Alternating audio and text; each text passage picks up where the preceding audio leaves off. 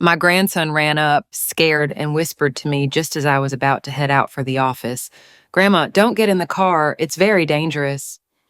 I was surprised and asked why.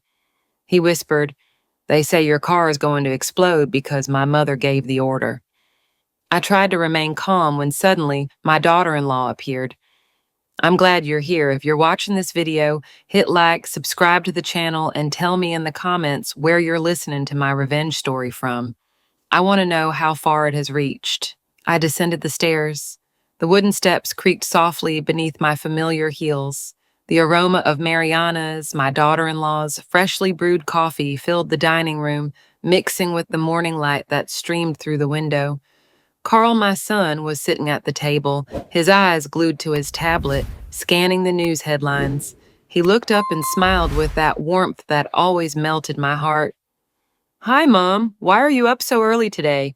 he said in his deep, familiar voice. I smiled back. In the corner of the living room, Ethan, my grandson, was seated on the floor, carefully constructing a tower of Legos. The boy is barely 7 years old, but sometimes I feel he's more mature than he seems. Today he was strangely quiet, without his typical chatter, only focused on the colorful pieces. I thought he was probably just absorbed in his game. I quickly drank the glass of orange juice on the table. The usual sweet and sour taste cleared my head a bit. My brown leather handbag was already on the chair. I picked it up and checked that I had everything. I leaned in to kiss Carl's forehead as I did every morning. Then I stroked Ethan's soft hair, which made me smile. "Grandma is going to work. Have a good day at school," I told him gently. Ethan looked up. His big eyes watched me without answering. He only nodded slightly. As I reached the door, I took my car keys and pressed the button to unlock it. The black Mercedes in the garage flashed as if waiting for me. I took a deep breath, preparing for a long day. But just then I heard hurried footsteps behind me. Ethan, with his little legs, ran toward me and clung tightly to the edge of my second. I was startled and almost dropped the keys. His face was pale, his eyes wide, filled with a fear I had never seen in a child.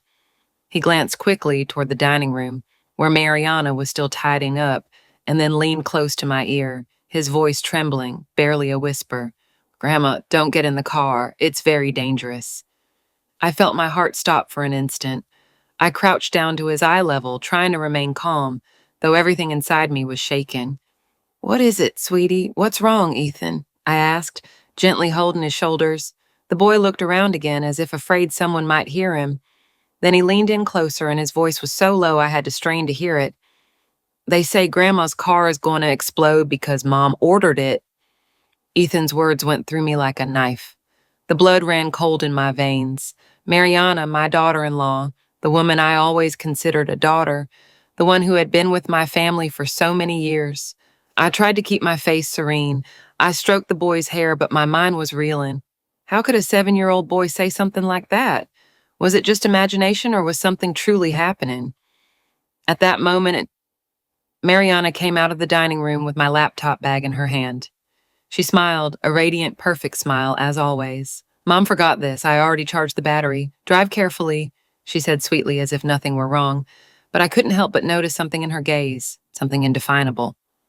Carl also came out of the dining room and added from behind, "Yes, Mom, the new project is heavy these days. Take care." His voice sounded as affectionate as ever, but today it seemed distant, as if I were outside my own family, looking at a picture that was no longer the same.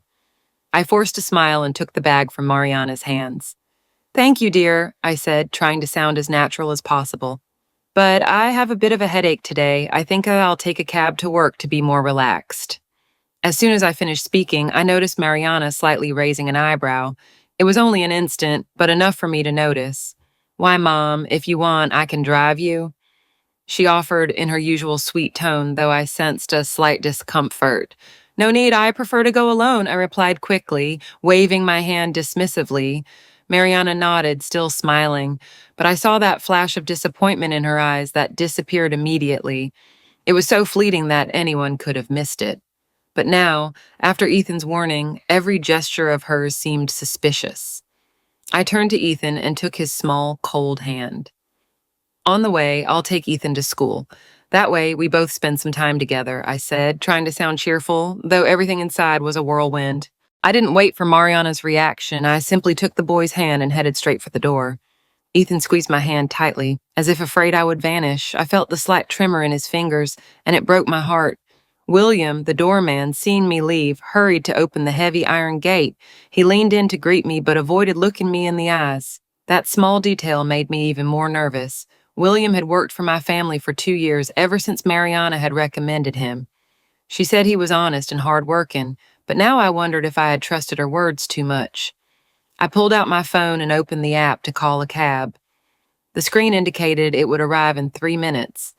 While waiting, I hugged Ethan tightly, feeling my heart pound fiercely in my chest. The boy nestled against me without saying anything, but his eyes reflected pure fear. I stroked his hair, trying to calm him. "It's okay, honey, I'm here with you." Though in reality, I was trying to calm myself. A white cab stopped in front of the house.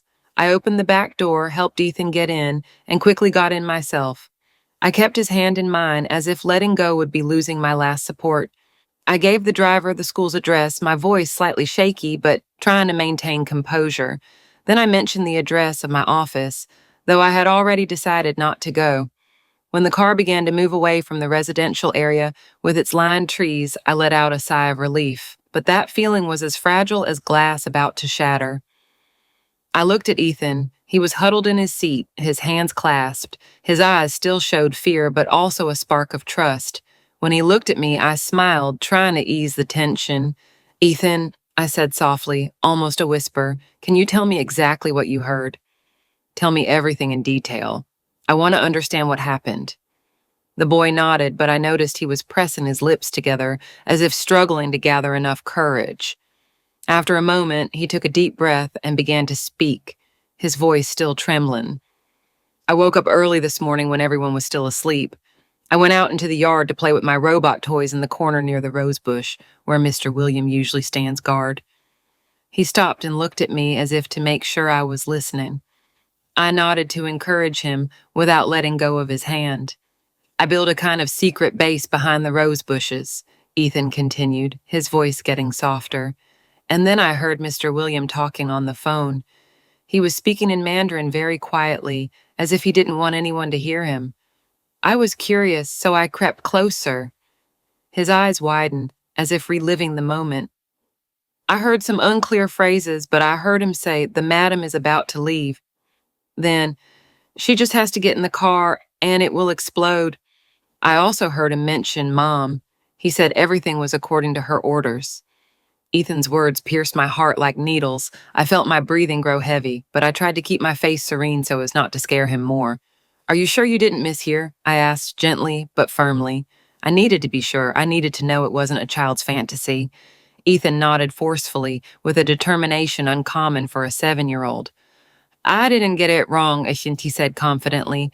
"Grandpa taught me those words. The madam is Lao Ye, and explode is Bao Jia. Mr. Williams said exactly that. I remember it very well." Hearing him, a chill ran down my spine. Memories of Ernest, my husband, came back like a wave. The afternoons he would sit on the porch, patiently teaching Ethan words in Mandarin with that warm, affectionate voice. He said it was the language of the future, but I knew he just wanted to spend more time with his grandson. Those memories were now like a blade, both sweet and painful. I looked at Ethan, trying to contain the panic growing inside me. William, the guard Mariana had recommended 2 years ago, had always been described by her as honest and hard-working. I believed her. I believed in the sincerity of her gaze when she spoke of him, but now I wondered if it had all been a staged act. Could Mariana, the young woman I had considered a daughter, with whom I had built the great plans for Alvarez Lumber, be capable of plotting something so atrocious? The cab was moving through the familiar streets of Denver as the sunlight filtered through the window, creating dancing flashes. But I no longer had the presence of mind to look at the landscape. My mind spun through hundreds of questions. Why? What reason would Mariana have to do something like this? Money, power, or some resentment I never saw? And Ethan, why did my little grandson have to witness something so terrible? The car stopped in front of the elementary school. I paid the driver and asked him to wait a moment. I took Ethan's hand and helped him get out. Then I hugged him tightly. His little body trembled in my arms, and I felt my heart clench. "Ethan," I whispered, "you are your grandma's hero. Listen carefully to me. What happened today, you cannot tell anyone, not even your father. Understood? Let me handle it. I said those words, but inside I knew I was on the edge of an abyss. How could I protect my grandson, protect my family, when the closest ones were the ones setting the trap? Ethan nodded repeatedly, his eyes shining with absolute trust. I watched him enter the schoolyard, his small figure getting lost among the laughing and chatting students. But for me, that image no longer held the innocence it once did. The child carried a weight too great, and that tore me apart inside. I returned to the cab and slammed the door shut, feeling like I had just closed a door on a false sense of security. Sir, please, I said, my voice suddenly cold. Turn around. Let's go back to the previous address. We're not going to the lumber company. The driver nodded without a word, and the car began to turn. The cab advanced smoothly through the familiar streets of Denver. The constant sound of the engine was a silent melody in the background. I remained still, looking out the window as the morning light filtered through the trees, creating reflections that danced on the glass. But my soul found no peace. Every corner, every row of trees, awakened memories, fragments of a past I once believed perfect. Now they were just sharp pieces, cutting my heart every time I tried to touch them. The car passed City Park, where Ernest, my husband, and I used to walk hand in hand every weekend. I still clearly remember the image of him, sitting on a bench with his old notebook open on his lap and a pencil, tracing the first sketches of Alvarez Lumber.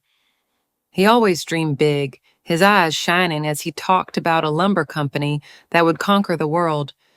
Teresa, see? Wood is not just material, it's the soul of every home, he used to say with a voice full of passion. Then a young newlywed, let myself be drawn into that flame. I learned to turn his dreams into reality, step by step, from that small workshop until Alvarez Lumber became a recognized name. But now, sitting in the cab, I wondered if those dreams were worth the price of my own safety.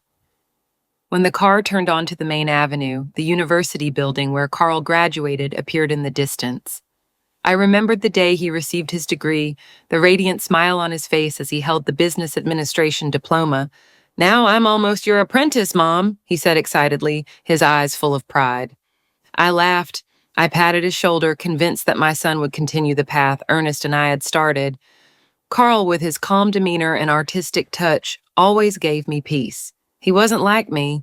He lacked my determination or burning ambition, but I loved his sincerity. I always thought that as long as he was happy, I would be content. Then memories took me to the day I met Mariana at a furniture export seminar in Dallas. She was young, barely over 20, but her intelligence and sharpness impressed me. She approached me, her eyes shining when she mentioned Alvarez Lumber. Mrs. Alvarez, your company is an inspiration to our generation, she told me, with a voice full of sincerity. I was captivated by her confidence, that fire of ambition that I recognized as my own in my youth. I invited her to dinner and then introduced her to Carl. Seeing them talk and laugh, I believed Mariana would be the perfect piece for my son, a decisive and strong woman capable of balancing his gentleness. How wrong I was to think she would be part of our family, a daughter-in-law I could love like my own daughter. The most vivid memory, the one that still squeezes my heart, is the day Ethan was born. I was outside the delivery room, more nervous than Carl, my hands clenched so tightly my knuckles turned white. When the nurse brought the baby out, so small, so red, I was the first to hold him. His tiny hand grasped my finger with such force that I felt the whole world stop. In that moment, I thought I had nothing left to regret. Ethan was the light, the greatest joy of my life, especially after Ernest's passing. Every time I watched him grow, I recognized his father's image in him, the curiosity, the intelligence, and that sensitivity few noticed. The cab slowed down and stopped in front of the familiar iron gate of the mansion. Bougainvillea covered the wall with red flowers that trembled in the wind. This house in which I had put so much effort had been my pride, but now it seemed like a luxuriously decorated trap, hiding terrifying secrets. I paid the driver, $45,000, took a deep breath, and tried to calm down. However, when I opened the door to get out, I felt my legs heavy as lead. The image of a perfect family that I built in my mind for so many years had shattered, and the sharp fragments were scattered everywhere. I stood motionless by the curb, staring at the iron gate until Carl's and Mariana's car disappeared toward the company. Only when I was sure they were far away did I dare to move. I couldn't risk entering through the front door where William was on guard, with that shifty gaze I hadn't been able to forget since the morning. He in whom I once trusted was now an unknown, one more piece of the hell I was trying to understand. I followed the side path of the house, walking slowly next to the thick hibiscus hedge. The green branches swayed gently, as if trying to hide me from the outside world. I knew that garden well, every corner, every stone. In the back, there was an old, almost unnoticed wooden side door that led directly to the backyard. I'd always kept the key hidden under a decorative stone behind some bushes. I knelt down with trembling hands, lifted the stone, and felt the cold metal as I touched the key. When I inserted it, the screech of the hinges made my heart jump. I held my breath, listening, fearing that the slightest sound would reveal my presence. But the garden remained silent. Only the chirping of birds could be heard in the distance. I slipped through the door and closed it carefully, as if entering another world. I crossed the garden, hiding behind the large trees, advancing cautiously toward the garage. Every step was a battle between fear and the determination to discover the truth. My black Mercedes remained still in the corner, but it was no longer the car that took me to work every day, but an invisible threat. Ethan's words echoed in my head, "The car is going to explode." I wondered how a 7-year-old child could carry something so heavy, and how I, with over 60 years of life, had reached this point, doubting the people I loved most.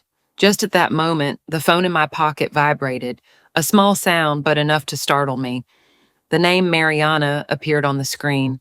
My heart began to pound fiercely, as if trying to jump out of my chest. I took a deep breath, trying to calm myself, and answered, maintaining a calm voice, though inside I was a wreck. "Hello, dear, I hear you." Mariana's voice on the other end was still sweet, as always, but today it sent a chill down my spine. "Mom, have you arrived at the company yet? I didn't see your car in the parking lot." Her words sounded kind, but I could feel a hidden intent behind them. She was checking up on me, I had no doubt about that. Quickly, I replied with the most natural tone possible. I just remembered I had an unexpected appointment with a lumber supplier in Colorado Springs. I took a cab straight there. I'll probably return to work at noon or in the afternoon." I stopped, awaiting her reaction, silently praying that my voice wouldn't reveal the tremor I felt. There were a few seconds of silence on the other end of the line. A brief void, but so tense it seemed eternal. Then Mariana said, "Oh, I see, you should have told me so I could reorganize the morning meeting." Her voice was still soft, but I noticed a certain rigidity, as if she were trying to hide something. I smiled, although I knew she couldn't see me. "Sorry, everything was very sudden." "You take care of the pending tasks," I replied, and hung up immediately. When the phone screen went dark, I felt a shiver run down my spine. Mariana was suspicious, I was sure of it, but I didn't have time to let fear dominate me. I had to act. I went directly to the garden tool shed where I knew Juan, the gardener who had been with my family for over 20 years, would be working. Juan was a reliable man, always quiet and dedicated. I saw him carefully cleaning pruning shears, his gaze as focused as if it were the most important job in the world. Seeing me, he was startled. His eyes widened with surprise. "Madam, what are you doing here? I thought you had already left for work." I signaled him to be silent and led him to a corner behind the shed where the bushes blocked the view from the main house. "Juan," I said in a grave voice, "I need you to help me with something. It's a confidential and very dangerous matter. No one must know, not even William." I looked him straight in the eyes, trying to convey the urgency in every word. Juan frowned, confusion evident on his weathered face, but nodded without asking anything. I guided him toward the garage and pointed to the Mercedes. "Get close to that car and see if you notice anything strange, but listen carefully, just look. Do not touch anything." I emphasized every word, praying inside that Ethan's warning was just a misunderstanding. Juan crouched down, squinting, to look under the car. He stayed there for a long time in such absolute silence that I could hear my own heart. When he straightened up, his face was pale and his hands were trembling. "Madam," he stammered, there is a black box attached to the chassis. Red and blue wires are coming out of it. They go toward the front, I think, to the battery and accumulator. It doesn't look like part of the car. Juan's words fell on me like a hammer blow. Ethan's warning was true. I felt my legs go weak, but I pressed my lips together and forced myself to stay firm. Could you crouch down again and take some clearer photos? I asked, handing him my phone, although my hands were trembling just like his. Juan took the phone, leaned down again, and carefully photographed the details. When he handed it back to me, I turned on the screen and observed every detail. A black box, several tangled wires, something that didn't belong to that car. My heart was pounding, but I kept my voice firm. Thank you, Juan. Now go back to work as if nothing happened. Pretend you didn't see anything. Your safety is the most important thing. Juan nodded, his gaze still confused, but without saying a word. He returned to the storage room. I stayed there for a moment, breathing deeply to calm down. Then I left the garden through the side door and called another cab. Sitting in the back seat, my hands were still shaking, and I held the phone tightly as if it were the only thing keeping me conscious. I opened my address book and looked for a name I hadn't spoken to in years. Michael Torres was a private investigator, Ernest's college friend, and the only person I trusted now. I dialed the number, my heart pounding in my chest when someone answered on the other side. I heard Michael's deep, warm voice. Teresa, it's been a long time since I heard from you. I didn't beat around the bush and spoke immediately in an urgent tone. Michael, it's Teresa Alvarez. I need to see you right now. I heard him fall silent for an instant, as if perceiving the seriousness of my voice. All right, Teresa, where should we meet? He asked. I inhaled deeply, aware that from that moment on, everything would change forever. That afternoon, I entered a small coffee shop hidden in an old alley in downtown Denver. The yellowish light of the hanging bulbs gave the place a weary air. The smell of roasted coffee mingled with the murmur of a few scattered customers, creating a perfect curtain for our meeting. I chose a table in the most secluded corner, where no one I knew could see me by chance. I felt a heaviness in my chest, as if I were carrying an invisible stone. Michael Torres arrived a few minutes later with a serene stride, but the sharp gaze of someone who has learned to move through shadows. His graying hair and piercing eyes were the same as the last time I saw him, more than a decade ago, at a gathering of Ernest's friends. He ordered an unsweetened espresso and sat across from me, watching me intently, as if trying to decipher what I was hiding without the need for polite words. I placed the phone on the table and opened the photos Juan had taken under the car. The tangled red and blue wires and that black box appeared on the screen, coldly confirming my worst fears. Michael squinted, took the phone, and zoomed in on every detail. He murmured in a low voice, almost to himself, "This is no toy. It looks like a homemade explosive device connected to the vehicle's electrical system." His words cut short my slightest hope that it was all a misunderstanding. I inhaled deeply, containing the panic that threatened to overflow, and began to tell him everything, from Ethan's trembling warning and Mariana's suspicious call to what Juan had discovered under the car. I didn't forget to mention the name Laurier that Ethan had heard from William. Every word that came out of my mouth was like opening a wound I didn't want to touch again. Michael listened without interrupting. His eyes never left mine. When I finished speaking, he remained silent for a moment, his fingers tapping rhythmically on the old wooden table. His silence made me even more nervous, but then he spoke in a grave and firm voice.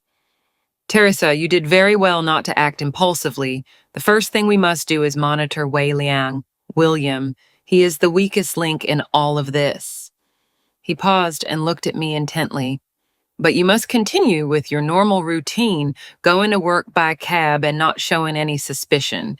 If they find out that you distrust them, everything will become complicated." I nodded, although inside I just wanted to scream, to run and confront Mariana immediately. But I knew Michael was right. I had to restrain myself, to keep playing the role of a mother, a grandmother who knows nothing. "I understand," I said in a low but firm voice.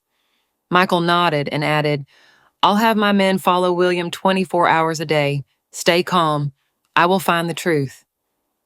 3 days passed like an endless nightmare. Every morning I left the house in a cab, forcing a smile as I greeted Carl and Mariana. Every night I returned, ate dinner with the family, and listened to Mariana ask about my work with that sweet and false voice. Every time I looked her in the eyes, I felt I had a stranger in front of me, but I remained silent, just as Michael had instructed, although my heart shrank with every blow of betrayal. On the third day, my phone vibrated while I was pretending to review a report at the office. Michael's name appeared on the screen. I answered immediately, my heart pounding fiercely. "Teresa, I have news," he said, in a grave but steady voice. "Meet me at the roadside diner near the industrial park off I-70 at 3 p.m. I didn't ask anything else. I just replied, "I'll be there." When I pushed open the door of the diner, the smell of frying oil and the sound of sizzling pans made the atmosphere more suffocating. Michael was already seated in the corner, facing an open laptop. He signaled me to sit down without saying a word. "We have results," he said in a low voice, "that William is careful, but not careful enough." He turned the screen toward me. A blurry video appeared, probably recorded by a nearby security camera. In it, William, dressed in plain clothes, entered a dark alley near the South Broadway Market. He met another thin Asian man with a nervous air and a cap covering half his face. William handed him a thick brown paper bag, and they exchanged a few words before the other man nodded and quickly disappeared into the shadows. Michael pointed to the unknown man. "This is Chen Ho," he said. "My people spoke with the market vendors. They say he's an undocumented immigrant with no fixed job, known for his gambling debts." He opened a thin folder with clear photos of Chen's face and some personal data his team had compiled. I looked at the photo, his thin face and tired eyes, and felt a chill run down my spine. Everything coincided exactly with what Ethan had told me. Michael continued, his voice lower, as if trying to contain his own emotions. "Teresa, this is no longer a suspicion. It's a planned assassination attempt, and your daughter-in-law, Mariana, is the mastermind." His words were like a direct blow to my chest. I clenched the glass on the table, my knuckles turning white. Rage and pain flooded me like a wave ready to sweep me away. Mariana, whom I had loved, in whom I had trusted, the woman I thought would be the future of Alvarez Lumber. How could she do this to me? For money? For power? Or for a resentment I never knew existed? I looked at Michael, trying to keep my gaze steady, even though tears threatened to fall. "What should we do now?" I asked, my voice trembling, but full of determination. Michael looked at me with a serious expression, but also with compassion. "We need more evidence," he said. "I will continue monitoring Chen. I want to know who else he is involved with, but you, Teresa, must continue acting as if you know nothing. One false step and everything can collapse." I nodded. I pushed open the door of the house and entered, trying to act as naturally as possible. That scene was a play I was obligated to perform. I sat across from Carl and Mariana. I smiled when Carl talked about a new project at the company, and I nodded when Mariana asked me about the supposed meeting in Colorado Springs. "Mom, how was the meeting with the partners today? Did it go well?" she asked in her usual sweet tone. I looked into her eyes, searching for a sign, but only saw a perfect smile that hid everything. "Everything's fine, dear," I replied softly, although my heart was pounding fiercely, wanting to break out of my chest. Ethan, sitting next to me, ate in silence and occasionally looked at me, as if asking if I had done anything about the warning he gave me. The following days, I continued with the charade. I went to work by cab, pretending to be busy, but every time I crossed the threshold of the house, I felt I was entering a trap. Mariana began to show impatience. One night, when it was just the two of us in the kitchen drying dishes, she said with false concern, "Ma, why do you keep taking a cab? Leaving the car in the garage for so long isn't good. If you want, I can take it to the shop for a checkup tomorrow." She smiled, but her gaze was cold, as if trying to read my thoughts. I placed the glass on the counter.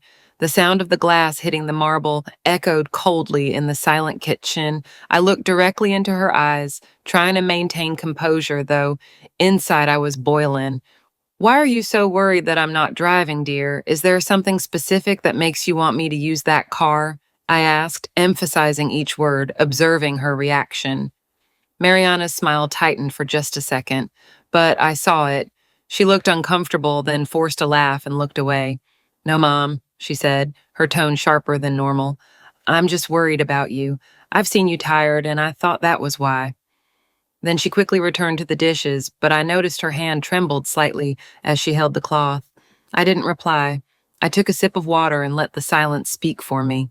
That night I lay in bed, staring at the ceiling, unable to sleep. Images and plans mixed in my head.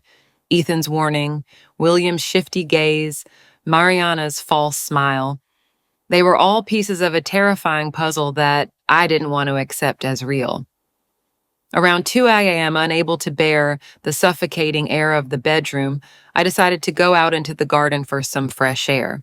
I walked barefoot, feeling the cool, damp grass under my feet, as if that coolness could help clear my mind. The moon was shining intensely, bathing the garden in a silver light that made everything seem magical yet unsettling. I advanced slowly, trying to keep my breathing steady, though my heart felt heavy. As I passed the corner of the garden, behind the pool, where there was an old set of stone table and chairs, I suddenly heard voices murmuring. My heart jumped, pounding fiercely. I hid behind a large palm tree, pressing my body against the trunk and trying not to make a sound. From there, I saw two silhouettes sitting in the darkness, speaking in low but clear voices. I immediately recognized Mariana and William. I slowly pulled out my phone. My fingers trembled as I activated the recorder and carefully lifted it to capture every word. Mariana's voice sounded tense, loaded with irritation and concern. "Are you sure you didn't do anything to make her suspicious? She's been very strange lately. She insists on taking a cab." "Didn't you let anything slip, William?" William replied in a reassuring tone, although the tension was noticeable. "Impossible, Mrs. Mariana. I've been very careful. Chen-Ho already placed the device under the driver's seat. As soon as she starts the car, everything will be done. Maybe she's just tired." "Really?" Mariana sighed. Her voice dropped as if containing rage. "No, this method is too obvious, too risky. If that device stays there too long and the gardener or someone else finds it, the plan is ruined. Call Chen tomorrow and tell him to remove it immediately, William." "I doubt he'll remove it, but—" "No buts," Mariana interrupted with a voice as cold as ice. "I'll figure out another way. Something more natural. An accident, for example. For now, we need to erase all trace." I was paralyzed behind the tree, trembling from head to toe. Every word from Mariana was like a stab directly to the heart. The recording on my phone was irrefutable evidence, but also the blade that cut into pieces the last bit of trust I had in her. I carefully saved the file and sent a copy to my backup email. My hands were shaking so much I almost dropped the phone. I slowly retreated step by step, returning to the house through the back door, my heart heavy as if I held the life of my entire family in my hands. The next morning, as the sun was barely rising, I was in the living room with my phone in hand, trying to keep my voice serene while talking to Carl and Mariana. "Today I have to go inspect a piece of land in Aspen Grove," I said. "I probably won't be back until tonight. It's an ideal area for planting production forests." I heard Mariana's usual sweet voice reply, "Yes, Mom, take good care of yourself." I took a deep breath, feeling like I was preparing to enter a silent battle. I didn't go to Aspen Grove. Instead, I called a trusted cab and headed directly to the state police headquarters, where Michael had organized a secret meeting with Colonel Vargas, head of the Criminal Investigations Department. Sitting in the cab, I looked out the window. The familiar streets of Denver passed before me, but everything seemed blurry in my mind.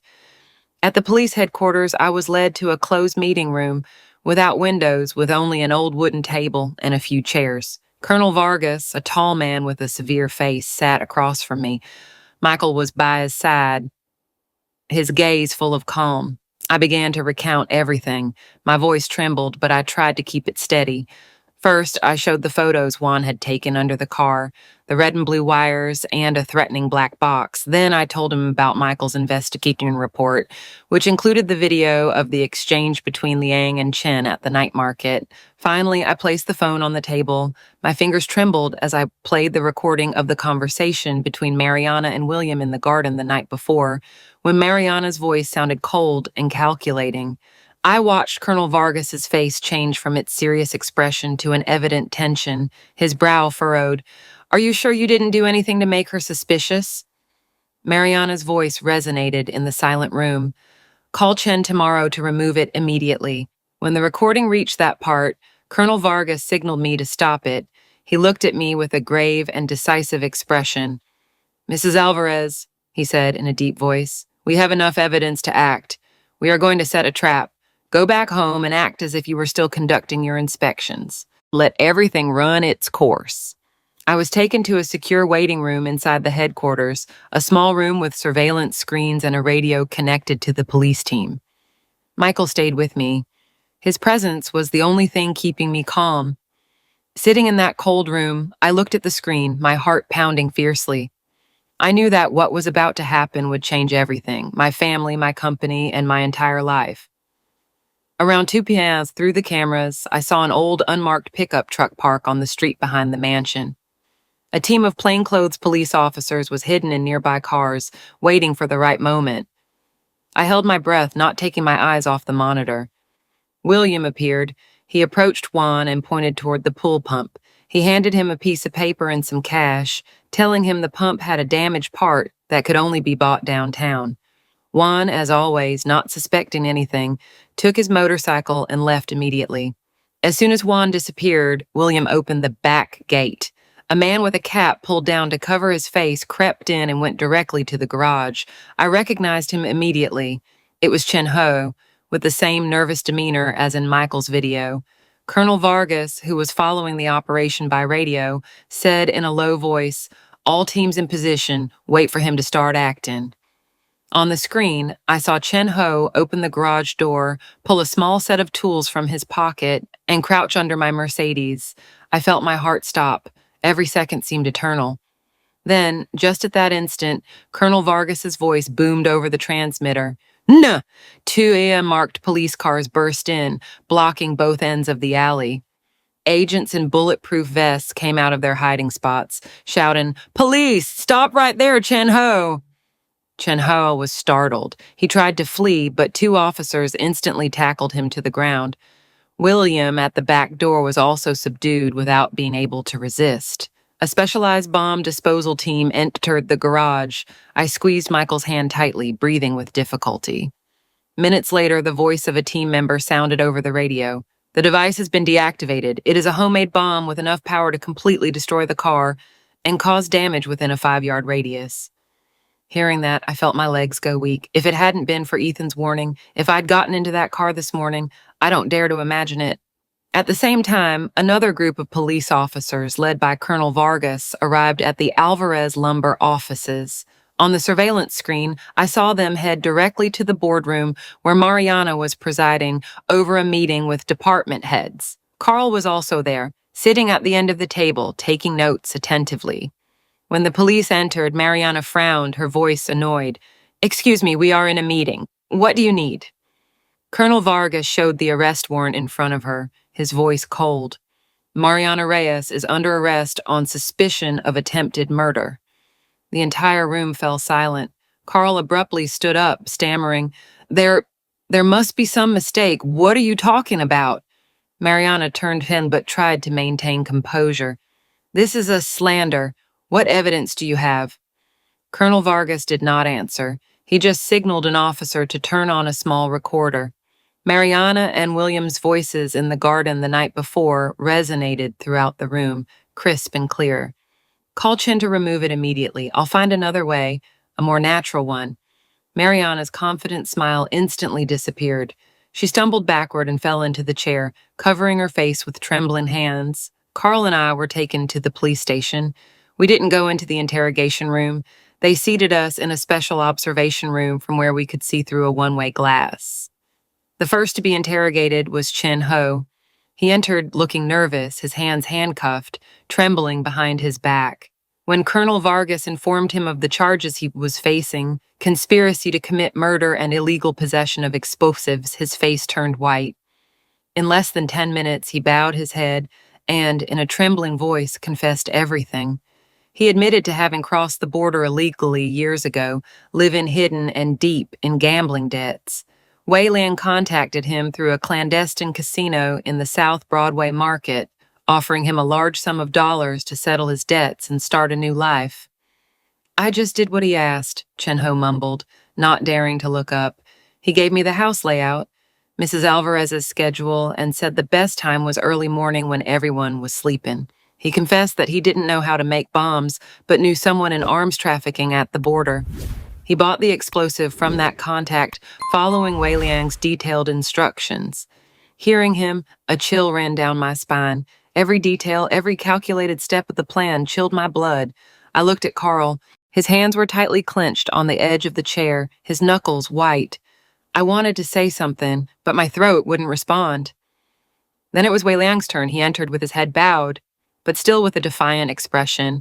At first, he denied everything in a cold voice. I know nothing about that supposed bomb. This is a lie. But when Colonel Vargas placed Chen Ho's signed statement and the video of the night market in front of him, his certainty crumbled. He fell silent, his eyes darting back and forth, and finally bowed his head, beginning to confess. William admitted that his motive stemmed from an event that occurred many years ago. He had stolen a small piece of my jewelry, a necklace Ernest had given me for our 20th wedding anniversary, to sell it and pay off his gambling debts. When I discovered it, instead of calling the police, I asked him to apologize publicly in front of all the household staff. I thought that was the way to teach him about honesty, I had told Ernest. But for William, it was a humiliation he could never erase. He held a grudge ever since. And when Mariana approached him with her plan, and he had immediately accepted, both for revenge and for the large sum of money she promised him.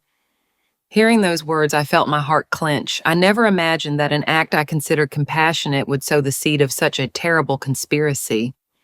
I looked at Carl. I wanted to take his hand, but his gaze remained fixed on the glass, as if trying to understand why things had gone so far. Finally, Mariana was led into the interrogation room. Unlike Chen and William, she entered with a serene attitude, her head held high, even with her personal lawyer by her side. She wore an elegant black suit, her hair pulled back, as if preparing for an important meeting at Alvarez Lumber, and not to face an accusation of attempted murder. When Colonel Vargas asked her about her involvement, Mariana smiled coldly and replied in an icy voice, "I don't know what you're talking about. That recording is false. A setup. William and Chen Ho conspired to frame me and extort me. I am the victim here." I watched Carl cover his face with his hands, his shoulders shaken. "Mom," he whispered, his voice broken and thin. "Is all that true?" I didn't answer. I just put my hand on his shoulder, trying to transmit some strength, although I myself was reeling. Through the glass, I saw that Mariana still retained her air of confidence, but her hands resting on the table were tightly clenched, as if trying to contain something within herself. Colonel Vargas entered the interrogation room and placed a red-covered notebook on the table. "We searched your personal safe at the office, Mrs. Reyes," he said in a calm but sharp voice. "This notebook is yours." Mariana's face fell apart. The confident smile instantly disappeared. She tried to speak but couldn't utter a word. The colonel flipped through the pages, reading aloud the meticulously written lines. "Project restructuring, Phase 1, eliminate obstacle T, Teresa Alvarez. Option A, car accident, high risk. Option B, poisoning, hard to control.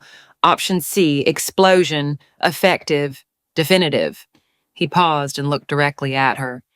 "Phase 2, psychologically manipulate C. Carl. Exploit his pain to gain full control of the company. Share transfer. Phase 3, launch Mariana Designs luxury furniture brand using all Alvarez Lumber resources." Every word he spoke fell on me like a blow. Mariana, the daughter-in-law I had loved so much, had planned not only to take my life, but also to manipulate my son to seize the legacy Ernest and I built with so much effort. I felt tears burning in my eyes, but I pressed my lips together so as not to break down. Mariana collapsed. She rested her head on the table. Her shoulders trembled and tears fell uncontrollably. Her lawyer tried to intervene, but she raised her hand to stop him. "Nuff," she murmured, her voice broken. I admit everything." She raised her head and looked directly at Colonel Vargas, tears streaming down her face. "I just wanted to have something that was mine. I worked tirelessly for the company, but everything always revolved around Mrs. Teresa. I just wanted to create something of my own." Next to me, Carl let out a choked sob. He stood up, staggering as if he wanted to leave the room, but I took his hand firmly. "Carl," I said hoarsely, "Mom is here. I won't leave you alone." But I knew no words could alleviate his pain. His entire world had just shattered, and I, even as his mother, couldn't fix it. The trial took place a few months later on a gray day in Denver. I sat in the front row of the courtroom next to Carl, in the place designated for victims and family members. Ethan had been sent to a friend's house in the suburbs where he could play and, at least for a while, forget what was happening. I didn't want him to witness this or for those innocent eyes to face the painful truth about his mother. The room was packed. Reporters crowded the back with cameras and microphones, ready to capture every moment. The case of a successful young businesswoman accused of trying to murder her mother-in-law to get the inheritance had shaken the entire state. Murmurs filled the air, but to me everything sounded distant, like a distant buzz. I only focused on Carl, sitting next to me, his hands clasped on his legs, his gaze empty. He hadn't said a single word since we entered, but I knew a silent storm was raging inside him. Mariana was led into the room, dressed in the orange prison jumpsuit, thinner and paler than the last time I saw her. She kept her head bowed, not daring to look at us. Behind her, Wei Liang and Chen Ho also had their heads down, with the expression of those who know there is no way out. I looked at those people who were once part of my life, and I felt a painful emptiness in my chest. How had everything come to this point? Mariana's lawyer stood up, trying to argue that she acted under psychological pressure, that William had manipulated and persuaded her, but the prosecutor, with a firm voice and irrefutable evidence, dismantled every argument. They presented the recording of that conversation in the garden, Mariana's cold voice ordering the explosive device to be removed, the video of Chen Ho receiving a bag of money from William at the night market, the detailed statements of both men. Every word was like a direct stab to my heart. And the final blow, Mariana's red leather notebook. Every page was projected onto a large screen revealing a meticulously calculated plan. Eliminate obstacle T, Teresa Alvarez. Psychologically manipulate, see Carl. Launch Mariana Designs. Each line was one more wound, and I had to bite my lips not to let out a sob. In her final statement, Mariana was allowed to speak. She stood up, her hands trembling, and for the first time, she looked directly at Carl and me. I'm sorry, she sobbed, tears streaming down her pale face. Greed and jealousy blinded me. I always felt I lived in the shadow of my mother-in-law, that I had to follow her rules. I was wrong. Her voice broke, but I felt no compassion. Her apology couldn't erase what she had done. It couldn't mend the shattered hearts of Carl, Ethan, or mine. Carl, next to me, clenched his fists, his entire body tense. I saw a tear slide down his cheek, not for forgiveness, but for the destruction of a man, of a father. I put my hand on his shoulder. I wanted to say something, but my throat closed up. How to comfort him if I was also drowning in the same pain? The court delivered the sentence. Mariana was sentenced to 25 years in prison for being the mastermind of the attempted murder. Wei Liang, with the aggravating factor of having betrayed trust and acted out of revenge, received a sentence of 30 years.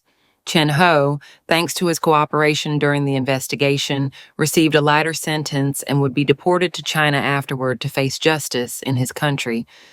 As the police escorted Mariana, she passed in front of us.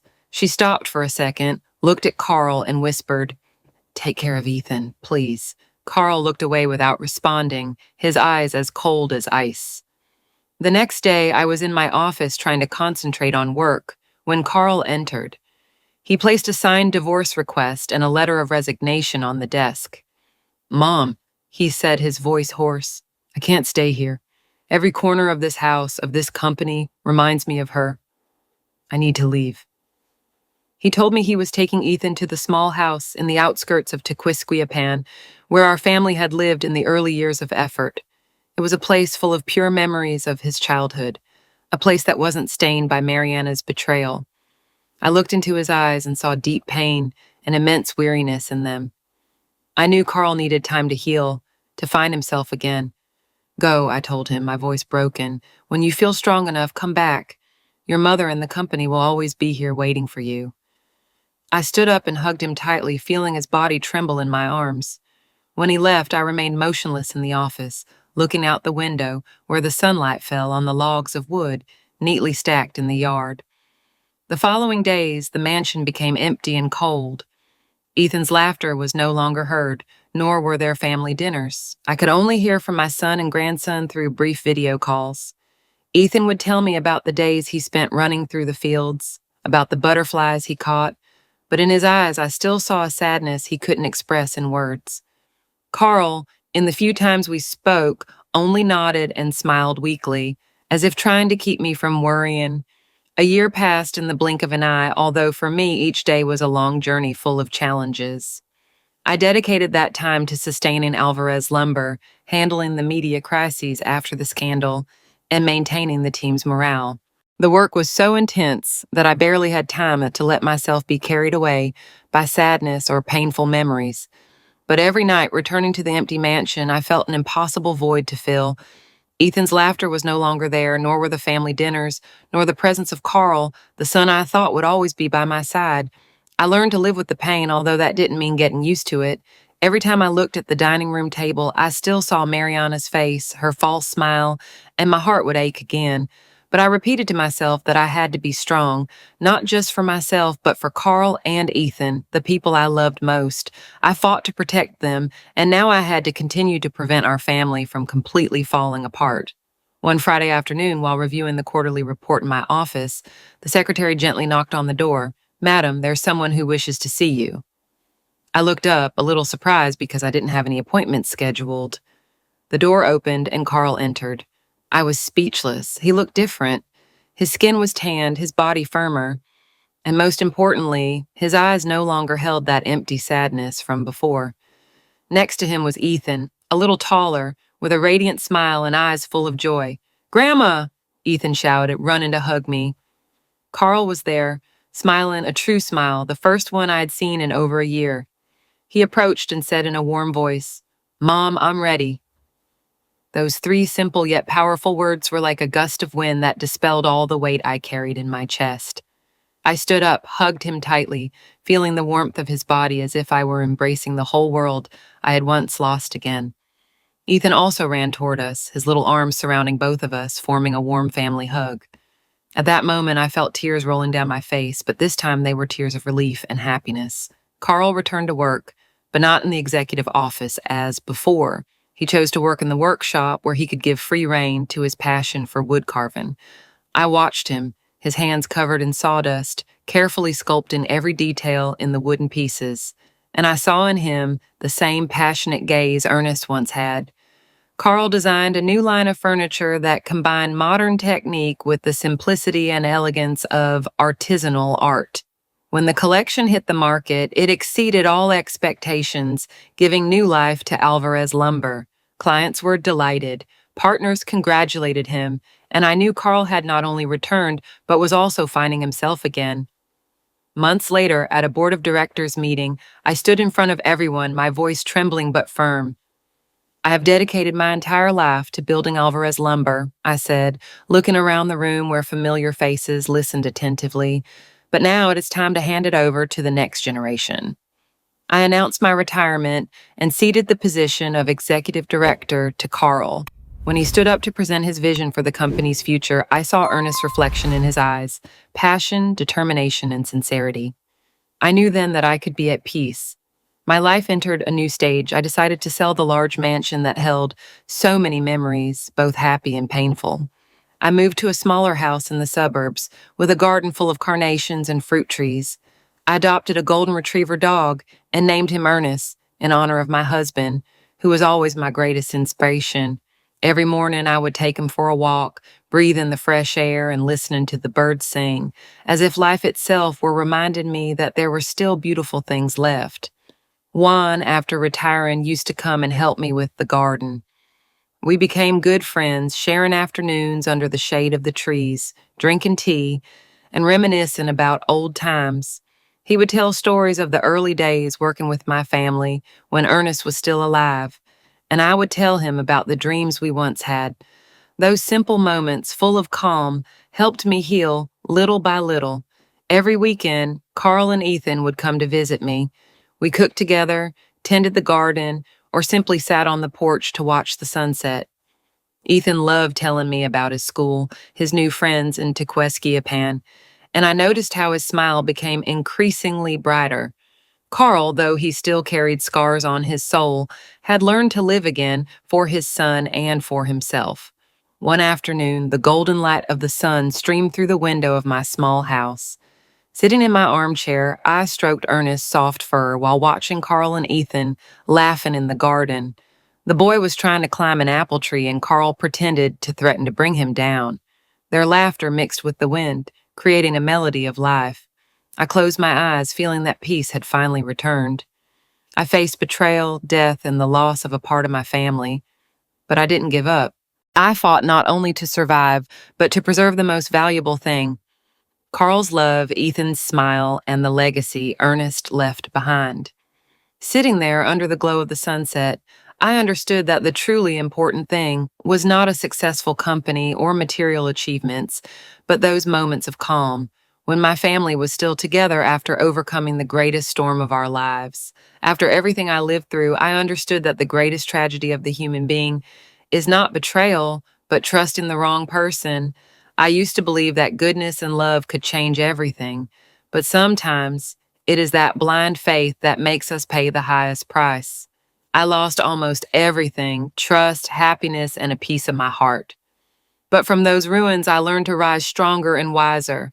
Life taught me that no matter how dark the night is, truth and justice always end up shining. And most importantly, the sincere love between a mother and son, between a grandmother and grandson, is the only light that never goes out, even when everything else collapses. The story you have just heard has changed the names and locations to protect the identity of those involved. We are not telling it to judge, but with the hope that someone listens and reflects. How many mothers are suffering in silence within their own homes? I sincerely ask myself, if you were in my place, what would you do? Would you choose to remain silent to maintain peace? Or would you have the courage to face everything to reclaim your voice? I want to know your opinion, because every story can become a light that guides others. God always blesses, and I am sure that courage will lead us to better days. Now, on the final screen, I will leave two of the channel's most beloved stories. I'm sure they will surprise you. Thank you for staying with me until this moment.